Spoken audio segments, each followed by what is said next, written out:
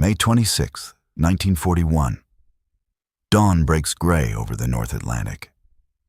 Inside a cramped radio room in Berlin, a German cryptographer sits hunched over a message just intercepted from the British Admiralty. The paper trembles in his hands. Code groups, coordinates, a sighting report. He begins the work of decryption, letter by letter, number by number. Somewhere far to the west, the battleship Bismarck, pride of the Kriegsmarine, steams through fog and spray, her crew believing rescue is still possible. Her rudder is jammed. Her fuel is bleeding away. Berlin holds the one piece of information that might guide a rescue force to her position. But the cryptographer makes a single error, and 2,000 men are doomed. The room smells of cigarette smoke and damp wool. A single lamp casts shadows across the table where decoded messages are laid out like pieces of a broken mirror. Outside, Berlin is still asleep. Inside, the night shift works in silence, save for the soft click, click, click of typewriter keys and the occasional rustle of paper. The cryptographer is tired. He has been at this desk for 11 hours. His eyes ache. The intercepted British signal is fragmentary, garbled by atmospheric interference, perhaps retransmitted through multiple relay stations. Some code groups are missing, others repeat. He writes carefully, checks his code book, cross-references. He believes he has it right. At 0520 hours, he sends the decrypted message upstairs to Naval High Command. It reads, "Enemy battleship sighted, position uncertain, bearing southwest." But the original British message had said something else.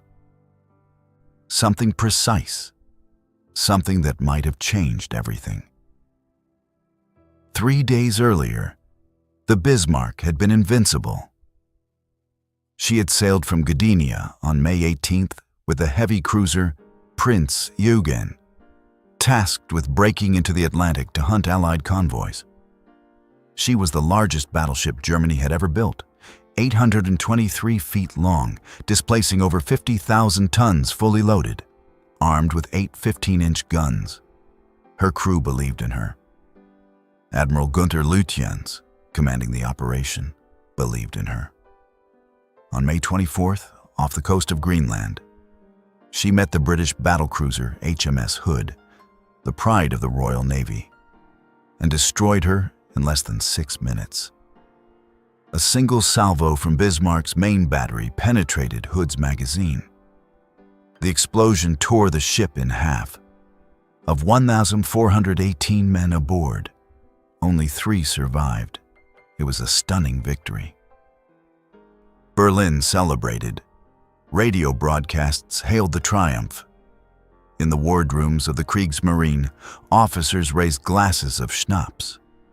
But Bismarck had also taken hits. A shell from the battleship Prince of Wales had punctured one of her fuel tanks. Oil trailed behind her in a dark, telltale slick. Lütjens made a decision. Break off the convoy raid.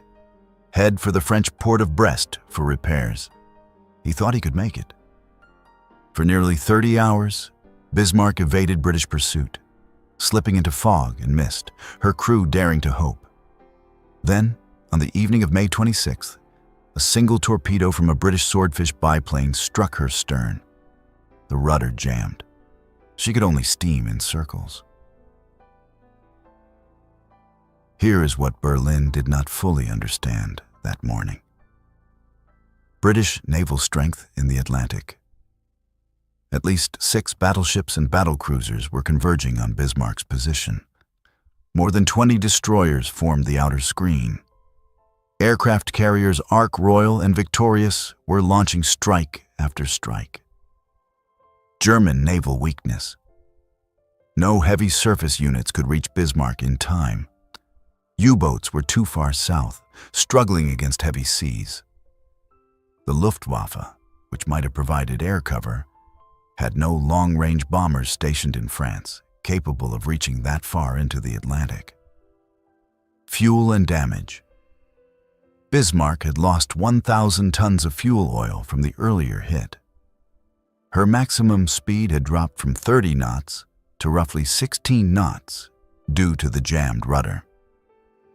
Distance to Brest, approximately 400 nautical miles, unreachable under these conditions. British intelligence. Room 40, the Admiralty's cryptographic unit, was reading German naval codes with increasing accuracy. Direction-finding stations had triangulated Bismarck's position to within 50 miles based on her radio transmissions. The message. At 8:52 hours on May 26th, the Admiralty transmitted a fleet-wide signal containing Bismarck's exact coordinates, 48°20 N, 16°20 W. The German cryptographer in Berlin intercepted this message. But due to fatigue, incomplete code groups, and a misidentification of the coordinate grid system used, he transposed the numbers. His decoded version placed Bismarck roughly 100 miles northeast of her actual position. The window. If Berlin had known Bismarck's true position, they might have ordered U-boats to form a defensive screen. They might have redirected long-range reconnaissance aircraft to provide updates. They might have coordinated a diversionary attack to draw off British destroyers. But none of that happened, because the message was wrong. At 10:47 hours on May 27th, British battleships King George Vivian Rodney opened fire. Bismarck fought back. Her guns barked and roared. But she was outnumbered, crippled, surrounded. Her forward turrets were silenced within 30 minutes. Her superstructure was a mass of flame and twisted steel. Her crew, many of them teenagers on their first voyage, tried to abandon ship. At 10:39 hours, torpedoes from the cruiser HMS Dorsetshire struck her port side. She rolled over and sank at 10:40 hours. Of the 2,221 men aboard, only 115 survived. The rest went down with her, into the cold, black water of the North Atlantic. Admiral Karl Dönitz, commander of the U-boat fleet, learned of Bismarck's sinking shortly after noon on May 27th. He was in his headquarters in Paris, a requisitioned mansion with tall windows overlooking the Seine. The telegram was brief, terse, final. Bismarck sunk. Position 48°10 N, 16°12 W, heavy losses. Dönitz read it twice. Then he set it down on his desk and stared at the map on the wall. He had submarines in that area. Not many, but enough. U-556 had been shadowing British convoy routes only 200 miles to the south. U-74 was returning from patrol, passing within 150 miles of where Bismarck had gone down. He had radioed them, ordered them north, told them to form a picket line, to harass the British fleet, to buy Bismarck time. But his orders had been based on the position Berlin's cryptographers had given him. The wrong position. Dönitz walked to the map. He traced the route with his finger. From the coordinates Berlin had decoded, his U-boats had steamed northeast, away from Bismarck, away from the British battleships closing in on her. They had been searching empty ocean. He thought of Lutyens, a good officer, a careful planner, a man who had survived the Great War, commanded destroyers in the Baltic, risen through the ranks with quiet competence. Lutyens had trusted that Berlin would send help. He had radioed repeatedly, requesting support, reporting his position, asking for reconnaissance. And Berlin had tried. They had sent the information they had, but the information was wrong. Dönitz sat back down. He did not slam his fist on the desk. He did not curse. He simply sat, very still, and let the weight of it settle over him. A single decryption error. One transposed number. and now 2,000 men were gone. Not might be gone. Were gone. Later, he would write in his war diary, "The loss of Bismarck represents not merely the destruction of a capital ship, but the collapse of our surface fleet strategy. Without air cover, without accurate intelligence, without the ability to coordinate relief forces, we cannot operate large vessels in the Atlantic.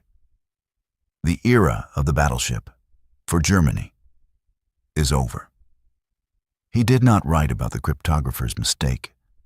Perhaps he did not yet know the full details. Perhaps he knew and understood that blame would serve no purpose. War is not decided by single errors. It is decided by the accumulation of them, by the slow grinding of logistics and intelligence and industrial capacity. But sometimes, one error is enough. One message misread, one coordinate transposed, and a ship and 2,000 souls vanish beneath the waves. Why did it happen? Not in the poetic sense, not in the sense of fate or tragedy, but in the mechanical, inescapable sense of systems under strain. 1. Overwork and fatigue. German cryptographic units in 1941 were chronically undermanned. The Naval Intelligence Service, the B-Dienst, had fewer than 200 trained personnel to monitor and decrypt all Allied naval communications across the Atlantic, Mediterranean, and Arctic. Shifts ran 12 to 16 hours. Mistakes were inevitable. The British, by contrast, had thousands working at Bletchley Park. Redundancy, cross-checking, verification. 2. Code complexity and interference. The British used a modified version of the naval cipher number 3, which changed daily. German cryptographers had broken parts of it. But atmospheric conditions often garbled transmissions. Missing code groups had to be inferred. Context had to be guessed. In this case, the coordinate grid reference was incomplete. The cryptographer assumed a standard Mercator grid.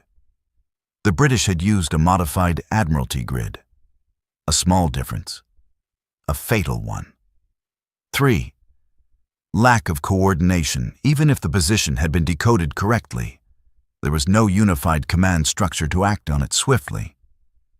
Naval High Command, OKM, in Berlin was responsible for strategic decisions. Donitz's U-boat headquarters in Paris controlled submarine operations. Luftwaffe units in France operated under separate command and rarely coordinated with the Navy.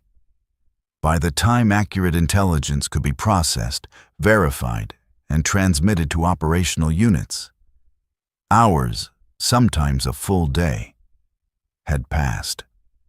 The British, using centralized command and radar-equipped ships, could respond in real time. 4. Industrial and logistical reality.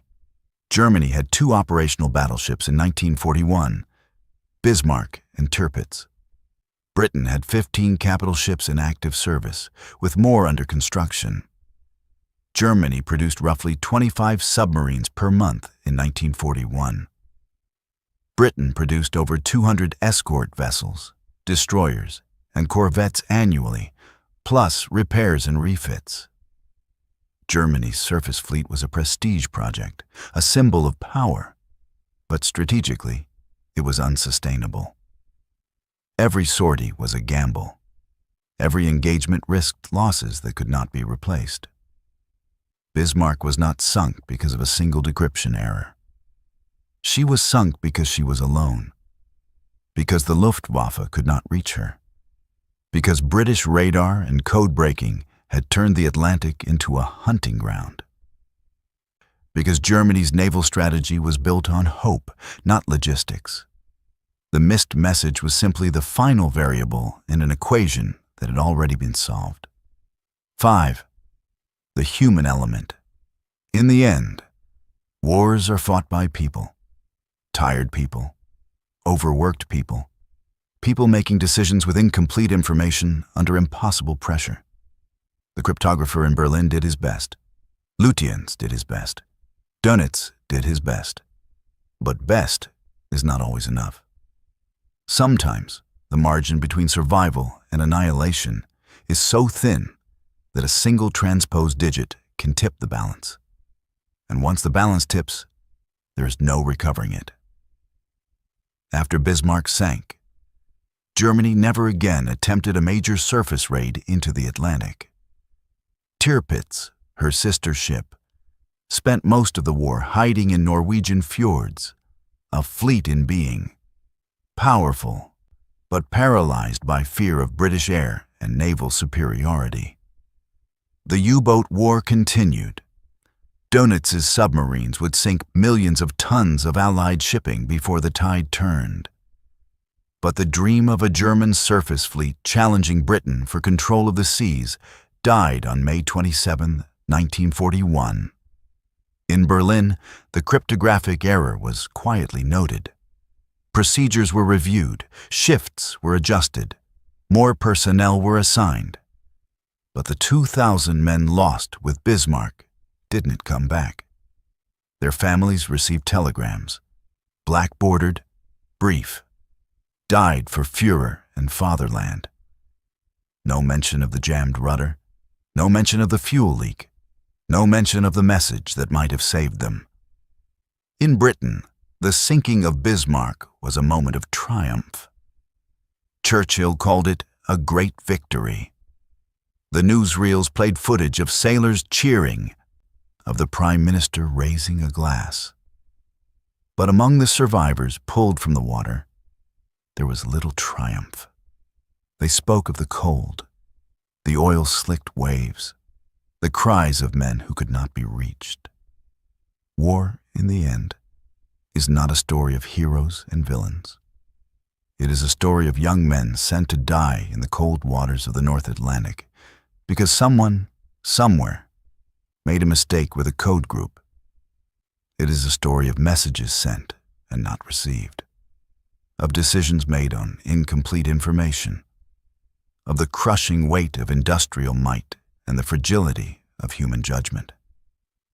The cryptographer in Berlin never learned that his error had doomed Bismarck. Perhaps that was a mercy, or perhaps it was simply another casualty of war, one more piece of truth lost in the noise and smoke and distance. In war, even perfect victories can seal your defeat. And sometimes a single message, missed, misread, or simply too late, can decide everything. A cramped briefing room. London, March 1940. Rain taps against blacked-out windows. A single lamp illuminates a metal table. On it, a machine, battered and salt-stained, pulled from the belly of a German U-boat. They believed they had won the greatest prize of the war. British naval officers stood over the captured Enigma machine like archaeologists over a sealed tomb. This device, they thought, would unlock Hitler's secrets. It would end the U-boat menace, save convoys, save Britain. But when the codebreakers at Bletchley Park opened it, they realized they had captured the wrong machine entirely. Bletchley Park, Buckinghamshire, a Victorian mansion converted into Britain's intelligence nerve center. Typewriters clatter, cigarette smoke hangs in the air. Young mathematicians huddle over tables covered in cipher grids. The Enigma machine arrived under armed guard. It was placed on a wooden desk in Hut 6, where Britain's brightest minds worked around the clock to break German codes. The machine was heavy, about 26 pounds. Its 3 rotors gleamed dully under electric light. Wires snaked through its interior like veins. Alan Turing studied it in silence. Dilly Knox, the senior codebreaker, leaned close. His hands traced the rotors. He counted them, checked the wiring, compared it against intelligence reports. And then he stopped. No one spoke. Outside, convoys were dying. Merchant ships were sinking at a rate of 50 per month. The Atlantic was becoming a graveyard. Britain's food supply, her fuel, her ammunition, depended on breaking this code. But the machine they held was not the one the U-boats used. It was obsolete. February 12, 1940.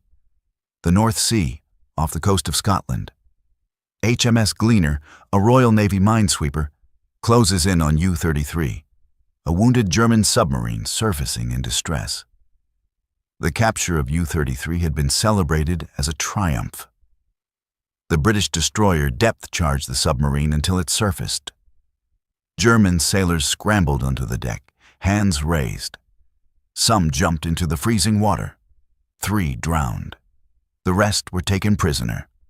Royal Marines boarded the sinking U-boat.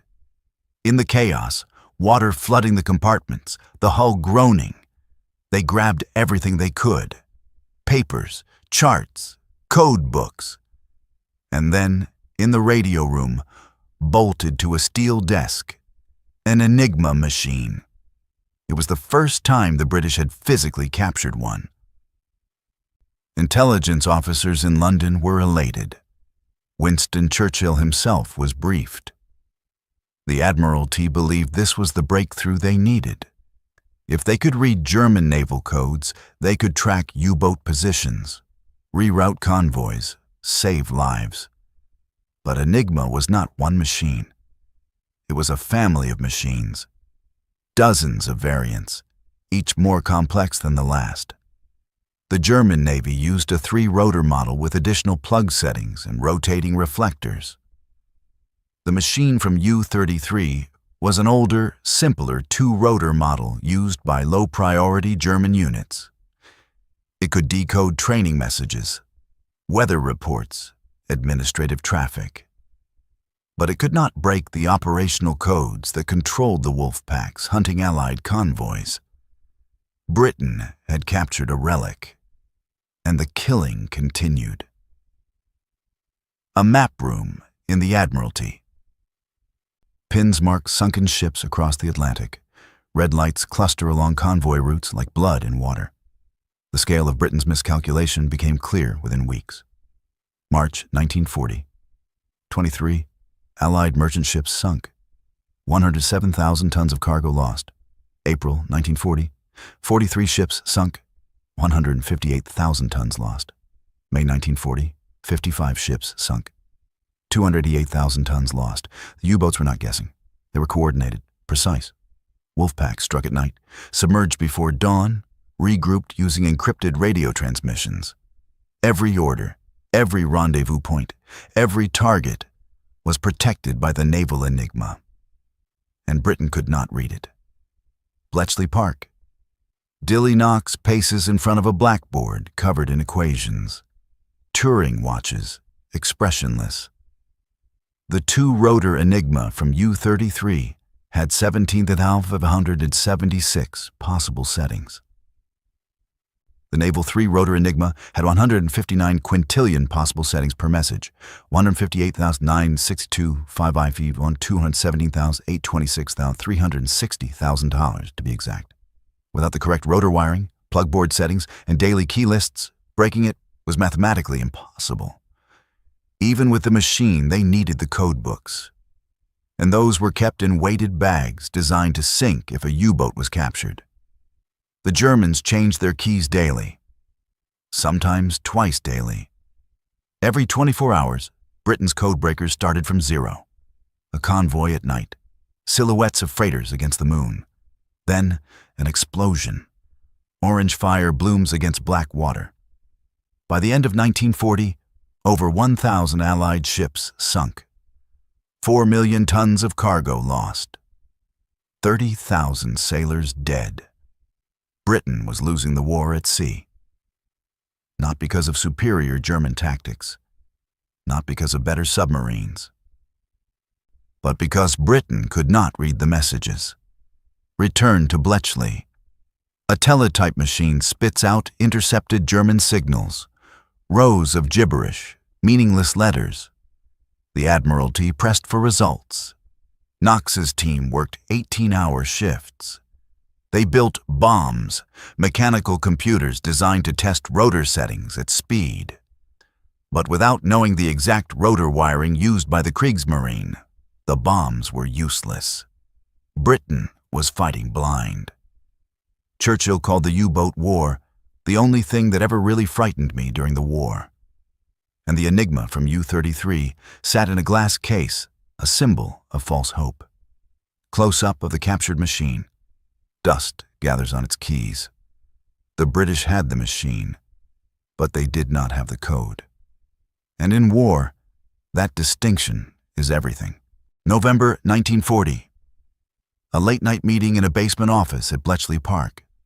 Present, Alan Turing, Dilly Knox, Commander Alistair Denniston, and Captain Edward Hastings of Naval Intelligence. Hastings spread reconnaissance photos across the table. U-boat bases in Lorient, Brest, Saint-Nazaire. New pens under construction, reinforced concrete, 12 feet thick, impervious to bombing. The Germans were expanding. Denniston's voice was hoarse. How long until we can read their traffic? Knox did not look up. We can't. Silence. Turing interjected. Not with what we have. The machine from U-33 is the wrong model. We need a Naval 3-rotor Enigma, and we need the current code books. Hastings leaned forward. Then get them. We can't just get them, Knox said sharply. The Germans protect those books with their lives. Literally. They sink them before capture. We've intercepted 9 U-boats since February. Not one code book recovered. Denniston rubbed his eyes. He had not slept in 30 hours. So what you're telling me, he said slowly, is that every ship we've lost, every sailor, has been for nothing. Because we're reading the wrong code. Knox met his gaze. Not the wrong code. No code at all. Outside the window, dawn breaks over the English countryside. Inside, the men sit in silence. Turing spoke next. His voice was quiet but firm. The machine we captured was a decoy. Not intentionally, but functionally. It gave us the illusion of progress. It made us think we were close. We weren't. We aren't. Hastings stood. Then we need another operation. Another boarding? A capture, under combat conditions, before the crew can destroy the machine. And the books. Denniston shook his head. That's nearly impossible. So is losing the war, Hastings said. A map of the Atlantic. Red pins mark convoy routes. Blue pins mark known U-boat positions. Dozens of them. The truth settled over them like ash. Britain had been fighting with one hand tied behind its back.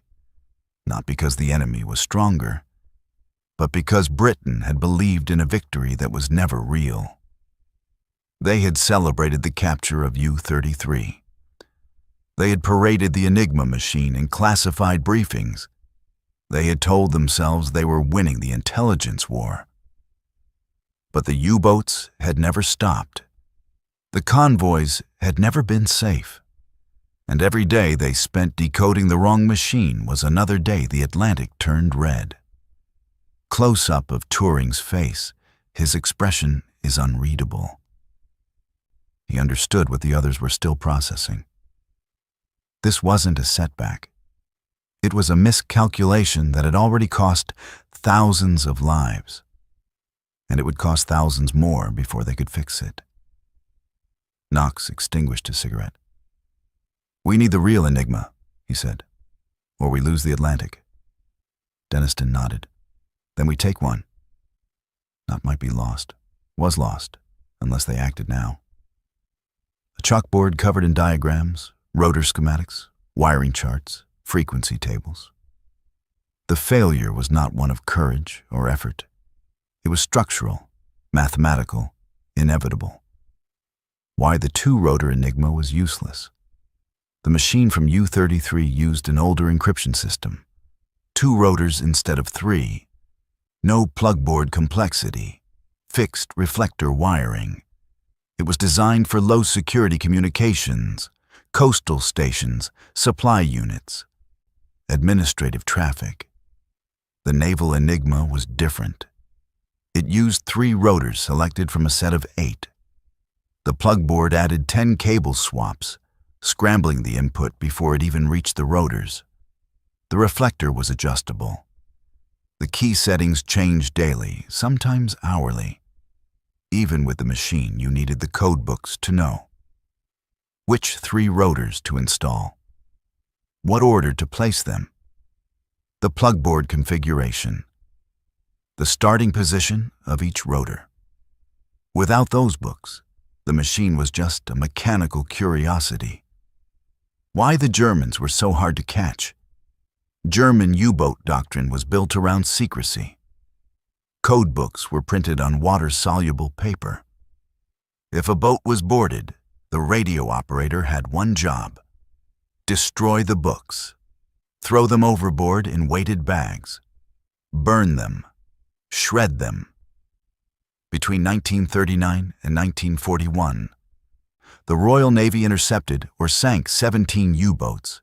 0 code books recovered.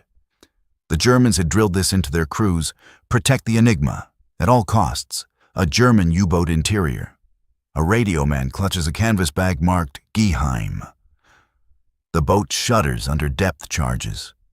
Water sprays through a buckled seam. He runs to the hatch, hurls the bag into the sea.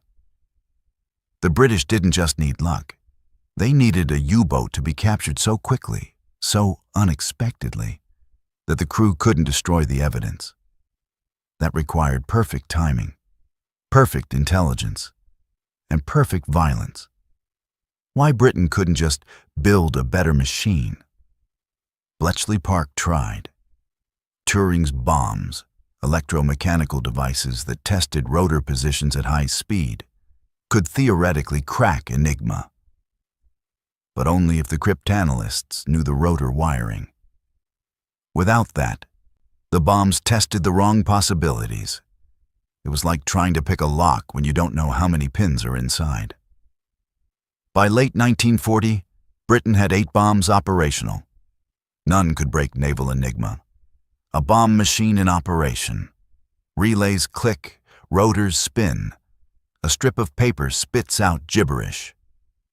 The inescapable logic. The U-boats controlled the Atlantic because they could communicate securely. Britain could not fight back because they could not read those communications. The machine from U-33 had given them false confidence, just enough hope to delay the hard truth. And by the time they realized their mistake, the Germans had sunk over 1,000 ships. A graveyard of merchant ships. Rusted hulls half submerged. Gulls circle overhead. The war would not be won by capturing the wrong Enigma. It would be won by capturing the right one. And that would take another year and thousands more lives. Before it happened. May 9th, 1941. The North Atlantic. HMS Bulldog closes in on U-110, a damaged German submarine surfacing after a depth charge attack. It took 15 months. But the British finally got what they needed. A boarding party stormed U-110 before the crew could scuttle it. They found the naval 3-rotor Enigma intact, and in a locked drawer, the code books for June 1941. Within weeks, Bletchley Park began reading German naval traffic. Convoy losses dropped by 60% within 3 months. The wolf packs, once invisible, became predictable. The Battle of the Atlantic turned. Bletchley Park, 1942. The bombs are running continuously now. Decoded messages pile on desks. Turing walks past, unsmiling. But the cost had been staggering. Between February 1940 and May 1941, the gap between the wrong Enigma and the right one, Britain lost 1,299 merchant ships, over 5 million tons of supplies, 36,000 sailors and passengers, all because they had celebrated too soon. A wall of remembrance, names carved in stone, thousands of them. The lesson was brutal in its simplicity. In intelligence work, almost right is the same as completely wrong. A machine without its code books is a paperweight. A victory without verification is a trap. And hope, however fierce, cannot decrypt what you do not understand. The original two-rotor Enigma from U-33, now displayed in a museum. A small brass plaque reads, "Captured February 1940, operationally useless." The Enigma from U-33 sits behind glass today. Visitors pass it without knowing what it represents. Not a triumph, but a warning. That wars are not won by symbols or souvenirs. They are won by the quiet, unglamorous work of getting the details right. Fade to black, a slow dissolve to archival footage of a convoy at sea. Ships in formation, the sun low on the horizon. The men who died waiting for the real Enigma never knew how close Britain came to breaking the code. They never knew their sacrifice bought the time Bletchley needed. They only knew the cold water, the fire, the dark. And in the end, that was enough. Because in war, even perfect victories can seal your defeat. But perseverance, cold, patient, and exact, can still turn the tide.